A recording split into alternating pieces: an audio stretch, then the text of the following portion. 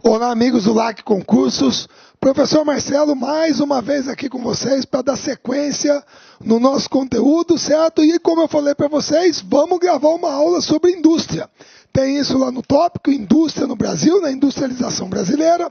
Então, vamos mandar bala nesse conteúdo e atender a essa demanda, certo? Que está lá na ementa que foi enviada para a gente. Vamos lá. Pessoal, primeira coisa, olha só. Vocês se lembram na aula de população economicamente ativa, que a indústria é o setor secundário da economia. Muito bem. Pessoal, mas aí nós temos que entender uma coisa, que é assim. Eu vou falar rapidinho, ó, isso eu vou ter que falar. Se você quiser, você volta, anota, é assim. Pessoal, os processos de industrialização, eles podem ser divididos basicamente em 3 tipos. Sabe quais são? Industrialização clássica, que são aqueles países que vieram se industrializando desde a primeira e da segunda revoluções industriais. Japão, Reino Unido, Estados Unidos, Alemanha, etc. Você tem a industrialização planificada, que é aquela típica de países socialistas. O caso mais clássico é a União Soviética. E tem os países de industrialização tardia ou retardatária. Esse é o nosso caso. São aqueles que se industrializaram depois. Eu também tenho que lembrar para vocês que quando a gente fala em setor industrial, você sabe que a gente tem aqueles setores da indústria. Quais são? Os setores de bens de produção, os setores de bens de capital e os setores de bens de consumo. Então, só para lembrar, os setores de bens de produção é aquilo que nós chamamos de indústria de base.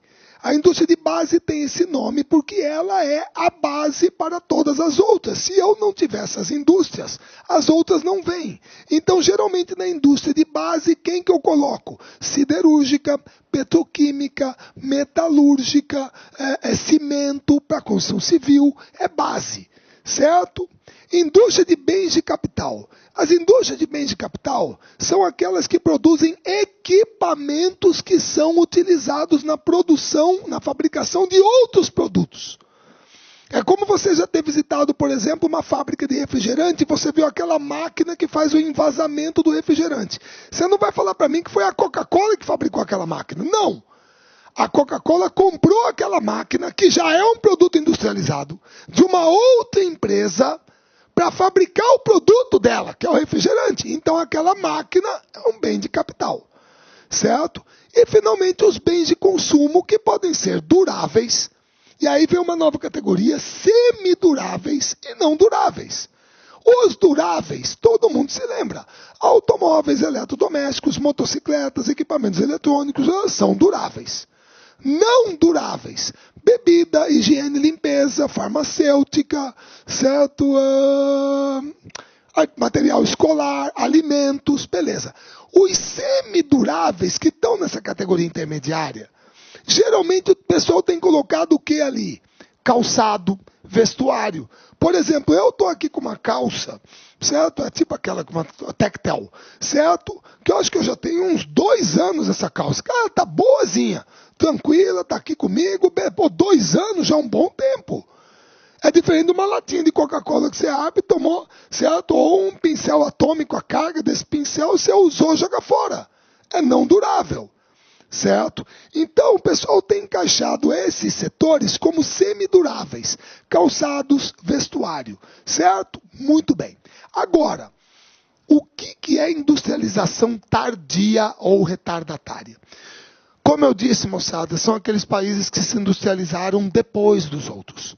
Certo? E o nosso caso é principalmente ao longo do século XX, principalmente na segunda metade. E a nossa industrialização, ela foi baseada num modelo conhecido como substituição de importações. Marcelo, o que é substituição de importações? Meu querido, é exatamente o que você está entendendo. É substituir o produto importado por um produto fabricado aqui.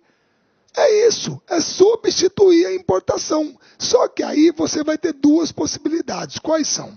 Pessoal, tudo dependerá do que nós chamamos de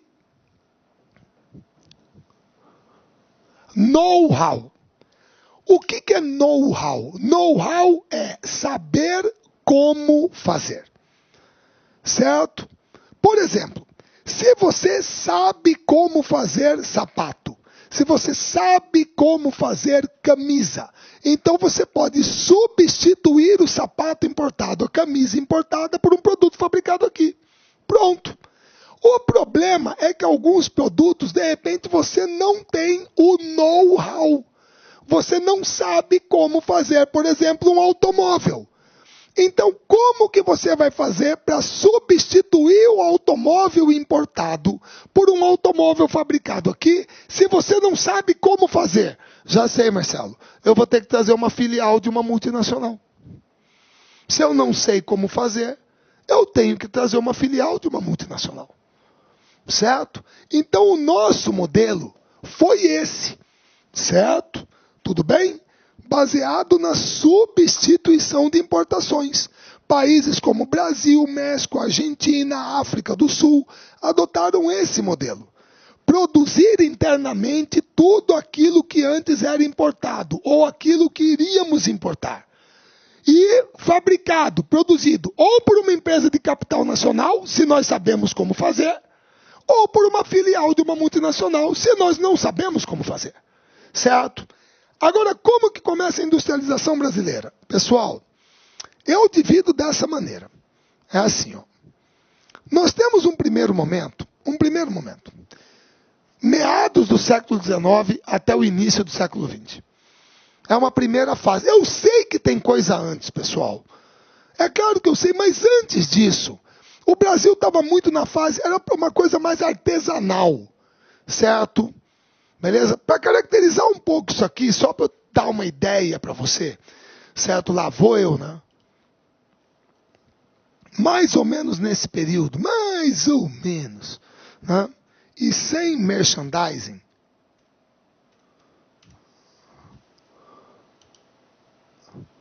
Tá aqui, meu querido. Tá aqui o rótulo da cerveja Boêmia, que é lá de Petrópolis. Certo?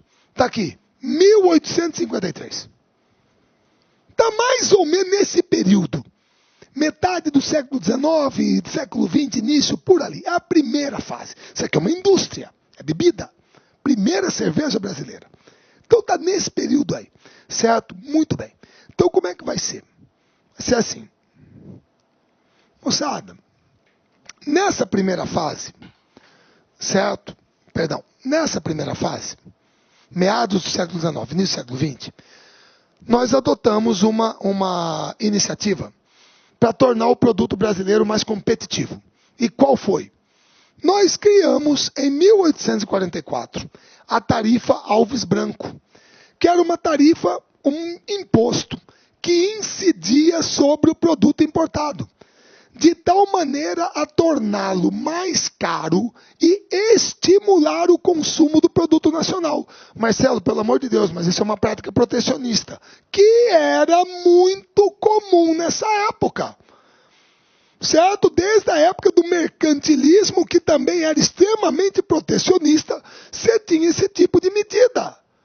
Tá? Então, isso foi feito para tentar tornar o produto brasileiro mais competitivo. Aí veio um outro fator que também nos ajudou, que foi a Primeira Guerra Mundial. Porque com a Primeira Guerra Mundial ficou muito difícil trazer produto importado para o Brasil. Então, nós fomos forçados a fabricar aqui o que antes importávamos.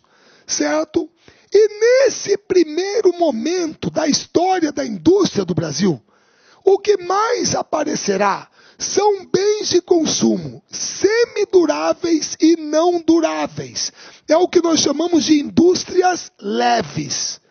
Então, nessa época aqui, é o quê? Calçado, vestuário, alimentação, laticínio, frigorífico, você entendeu? Bebida. É isso que nós vamos estimular aqui. É isso que nós veremos aparecer dentro do Brasil nessa primeira fase, certo? E aí, você tem alguns fatores que contribuíram para a industrialização no período. Primeiro, a abolição da escravatura contribuiu brutalmente. Brutalmente, porque com ela você ampliou o mercado consumidor, você incorporou uma massa de pessoas, certo? No mercado de trabalho assalariado, então você expandiu o mercado interno. Isso foi positivo. A imigração estrangeira foi positiva. Porque eles vieram para o Brasil, eles trouxeram o quê? O know-how, Aqui, ó, o que eu vou falar disso aqui? Tramontina, Grendene, Hering, Gerdau, Balduco. Pessoal, provavelmente é o nome da família. São indústrias de base familiar. E olha só, é só nome estrangeiro. Aqui é alemão, italiano, você entendeu? Então eles contribuíram para isso, certo? A Primeira Guerra Mundial ajudou. O crescimento da rede de energia e transportes, principalmente por causa do impulso da economia cafeeira, e por incrível que pareça, o capital acumulado pelo café também.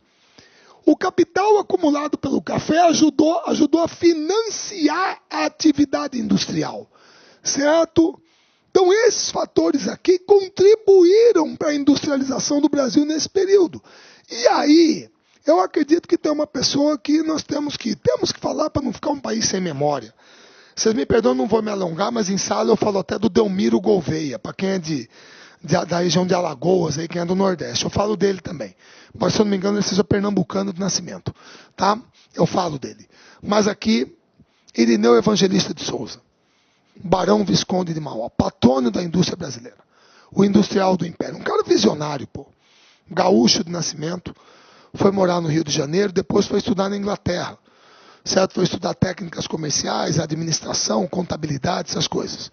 E ele estudou na Inglaterra, quando a Inglaterra estava no Reino Unido, estava numa transição da primeira para a segunda Revolução Industrial, certo? Então, na hora que ele veio para o Brasil, ele queria ver o Brasil daquela maneira. Dinâmico, desenvolvido, moderno, industrializado, sem mão de obra escrava, coisa que ele não viu lá. Não viu, não tinha escravo, certo? Beleza? Construiu ferrovias, a primeira estrada de ferro do Brasil foi ele que construiu, tá aqui a Baronesa, certo? Que é a locomotiva, tá? Fundou o Banco Mauá, o estaleiro da Ponta da Areia, lá no Rio de Janeiro. Botou a Companhia de Iluminação a Gás no Rio de Janeiro. A Companhia de Navegação do Amazonas. Moçada, a turma fala que se a gente trouxesse ele para hoje, a fortuna dele estava em torno de uns 60 bilhões de dólares. Certo? Pra você ter uma ideia, teve uma época, na segunda metade do século XIX, que o orçamento do Império Brasileiro era 97 mil de réis. A fortuna dele era 115 mil. A fortuna dele era maior que o orçamento do Império. Certo? O problema, moçada, é que a luta dele era inglória. Né? Por quê? Porque ele queria um Brasil, de repente a visão dele, um Brasil mais moderno, desenvolvido, industrializado, dinâmico, competitivo, beleza. Mas tinha gente lá fora e aqui dentro que era contra. Você acha que o pessoal lá fora, principalmente os ingleses, queriam o Brasil industrializado? Quem que ia comprar produtos deles? E a turma daqui, principalmente da oligarquia, da aristocracia latifundiária cafeeira? Complicado, gente.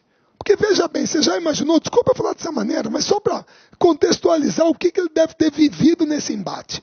O cara, dono de uma fazenda de café, pega o café dele, carrega todo o café, toda a produção dele, leva para o porto, lá em Santos, no Rio de Janeiro, e vende o café para o mercado externo. Certo? E ganha um saco de dinheiro, uma montanha de dinheiro, um saco de dinheiro. E volta para a fazenda com o dinheiro. Certo? E aí ele chega na fazenda, que maravilha, hein? Peguei o meu café, vendi o meu café, foi para o mercado externo, estou com essa montanha de dinheiro aqui, esse saco aqui, e não preciso pagar salário para nenhum daqueles pretos ali na senzala. Olha lá, tudo lá. Mas você não tem que pagar salário, mas você teve que comprar eles. Mas comprar foi um investimento. Aquele ali eu comprei quando tinha 15 anos, está com 50, trabalha 35 anos para mim, nunca ganhou nada. Olha lá, ó, 35 anos trabalhando de graça. Você acha que tinha gente que queria acabar com isso? Claro que não, pessoal. Por isso que a luta dele foi inglória. Ele era uma voz meio que isolada. E morreu numa relativa pobreza. A turma quebrou ele. De fora para dentro. A turma só foi cortando as linhas de crédito dele. Certo? Foi quebrando ele. Tudo bem? Beleza? Mas é um símbolo. Um cara visionário para a época dele. Um baita empreendedor. Certo? Tudo bem? Esse foi o nosso primeiro ciclo. Aí, nós entramos na Era Vargas. Pessoal, vocês sabem que a Era Vargas, a gente segmenta em duas partes. Tem aquela primeira parte que ele ficou 15 anos no poder, parte é o Estado Novo, que é uma mácula, na biografia dele, é uma ditadura. E tem a outra parte, 51, 54, que é até o suicídio. Certo? Muito bem. Pessoal, Getúlio assumiu o poder significa o fim do ciclo do café, o fim da política do café com leite. Certo? A crise de 29 vai quebrar o café. Tá? Inclusive, para quem não se lembra, é uma imagem muito triste até. Por favor, lá vou eu, gosto de mostrar, né?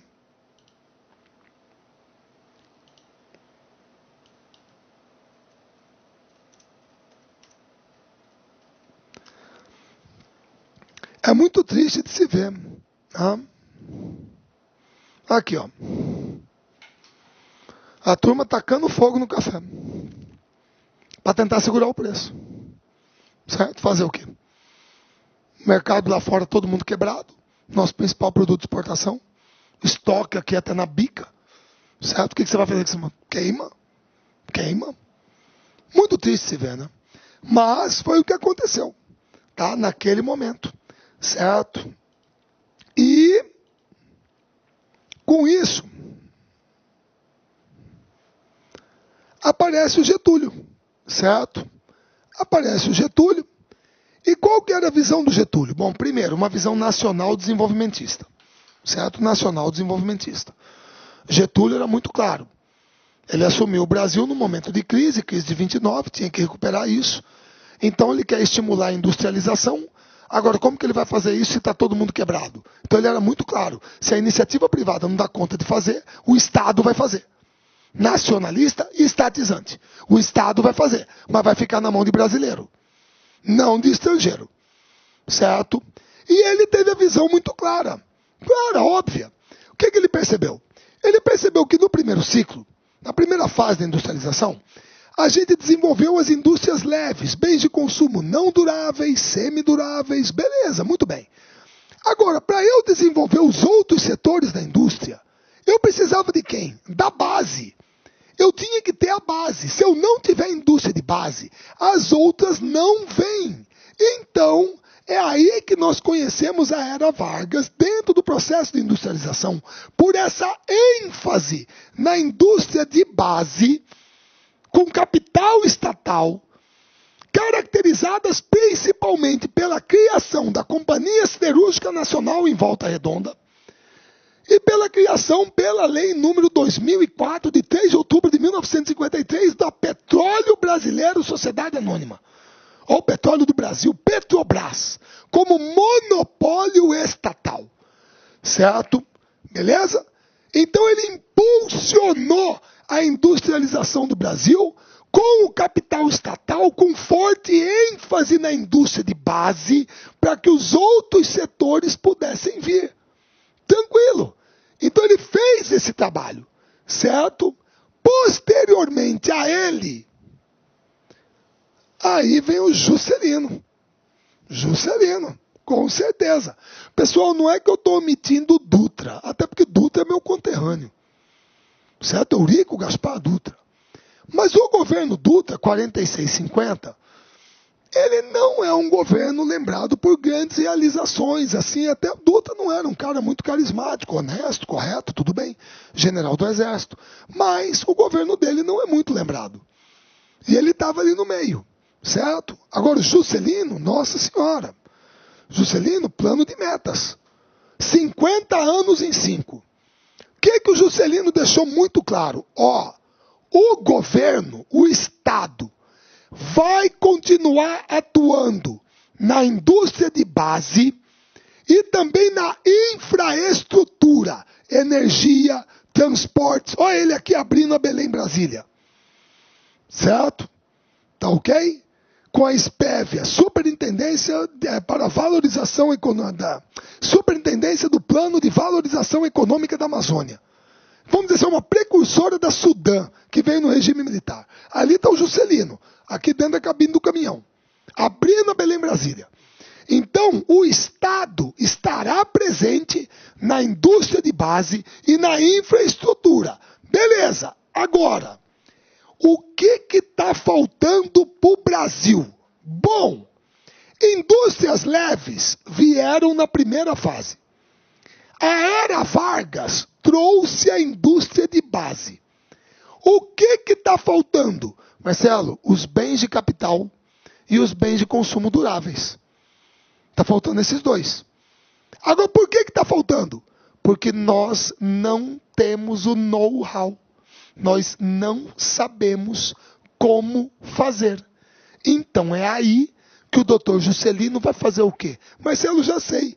Internacionalização da economia. As multinacionais vão entrar no Brasil. Aqui, ó, o primeiro Fusca. Isso aqui, se não me engano, foi em 57, lá em Santo André, eu acho. Lá no ABC. Tá? Primeiro Fusquinha aqui, ó, Volkswagen. Certo? Tá aqui.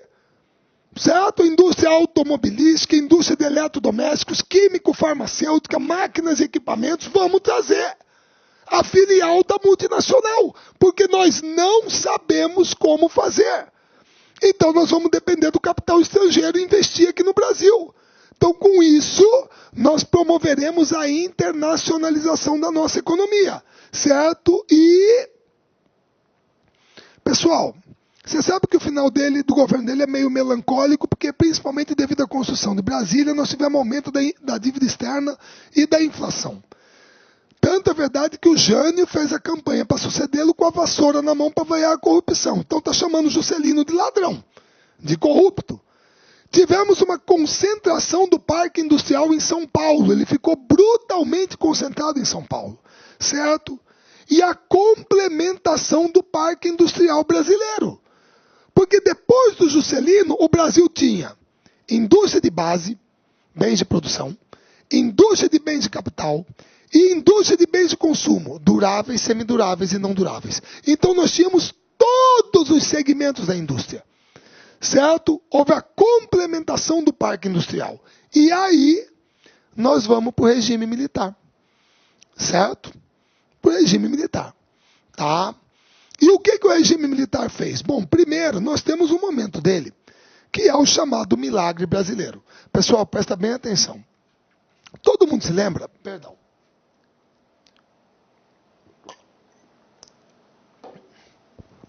Todo mundo se lembra que tem uma passagem da Bíblia, que, se eu não me engano, Jesus está sendo julgado, interrogado, né, depois que ele foi preso lá no Jardim das Oliveiras. E, se eu não me engano, tem uma passagem que a turma pega uma moeda e mostra para ele assim. E aí, JC, você sabe quem que está nessa moeda aí? Aí Jesus, não, quem que é esse cara aqui? Aí, pessoal, esse aí é César. Ah, é? Então, beleza, dai a César o que é de César e dai a Deus o que é de Deus. Pronto. Ele falou isso, certo?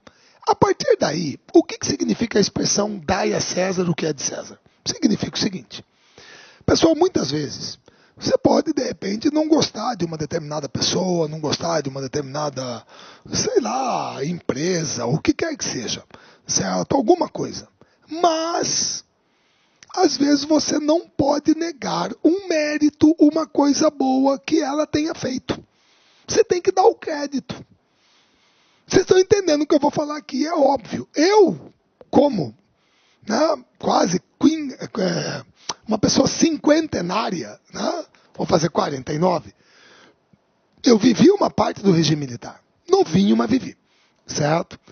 Eu vi o que é ter censura. Tinha um disco da Blitz que eu comprei que uma faixa vinha riscada no prego e eu não conseguia escutar na vitrola porque a agulha pulava, não dava para escutar. Certo? Eu vi jornal ser censurado. Quando tentamos assistir aqui na UFMT, já viu o Salut Marie do Jean-Luc Godard, o bispo de Cuiabá tentou impedir a censura. Certo? Disse que não podia passar um filme sobre Cristo, essas coisas todas. Então eu vivi uma parte. Então, não fui preso, não apanhei isso não. Mas eu vivi um ambiente ali. E eu tenho todos os motivos para não gostar de uma ditadura. Tenho, qualquer que seja ela, de direita, de esquerda, Stalin, Hitler, Fidel Castro, o que for. Não gosto, certo? Beleza, Mussolini, não gosto. Então a democracia é melhor, tá? Mas, nós estamos aqui no regime militar, certo? Que para mim é o maior pecado, era uma ditadura, pronto, tá? Prendeu gente, torturou, matou, e não adianta vai a sujeira para baixo do tapete, melhor enfrentar logo e assumir. Mas eu não posso negar que fez coisa boa. A César o que é de César. Não posso. Eu vou ser desonesto. Por exemplo, quem foi que trouxe o asfalto aqui para minha cidade? Regime militar. Quem que levou o asfalto para Sinop, para Porto Velho, para Barra do Garças? Regime militar. Quem que trouxe pra gente aqui televisão via satélite, via Embratel, DDD, DDI, regime militar. Certo? Quem construiu Itaipu, quem construiu Tucuruí, quem fez o programa nuclear, foi o regime militar. Quem abriu o projeto Carajás, foi o regime militar. Pô, eu vou falar que os caras não fizeram nada? Não posso. Não posso. Seria muito desonesto da minha parte. Muito desonesto. Então, a César o que é de César. Fizeram muita coisa. Olá, meus amigos, minhas amigas. Sou o professor Luiz Antônio Carvalho e com muito prazer, muita satisfação, estou aqui para fazer um grande convite para vocês. Um convite muito especial. Você que vai fazer o concurso da Polícia Militar do Estado do Maranhão, nós aqui do Lá Concursos, nós preparamos um super curso, atenção, completo e atualizado. Nosso curso completaço, atualizado por apenas 10 mensalidades de R$ 25,00 aqui no Lá Concurso. Inclusive, você teve a oportunidade de assistir um pequeno trecho da aula do nosso professor. Esse professor nosso é um professor top de linha, e eu convido vocês aí a se matricularem no curso do Lá Concursos, que eu tenho certeza que não vai se arrepender. Tá certo, meus amigos? Ah, já ia esquecendo. Se você quer esse material de apoio que o professor acabou de utilizar, clique aqui embaixo, tem um link que vai direcionar para o nosso site e lá você vai fazer um pequeno cadastro, você pode fazer o download gratuitamente. Mas eu espero vocês aqui no Lá Concursos. Esse curso tem cláusula de garantia, você pode se matricular sem medo de ser feliz durante 5 dias. Se não gostou, você pode assistir quantas aulas quiser, baixar PDF, não gostou, encaminha um e-mail para a gente lá, nossa central de atendimento, que a gente vai fazer o cancelamento da sua matrícula na maior brevidade possível. Tá certo, meus amigos? Forte abraço, fique com Deus, espero vocês aqui no LAC. Fui, tchau. Clique LAC.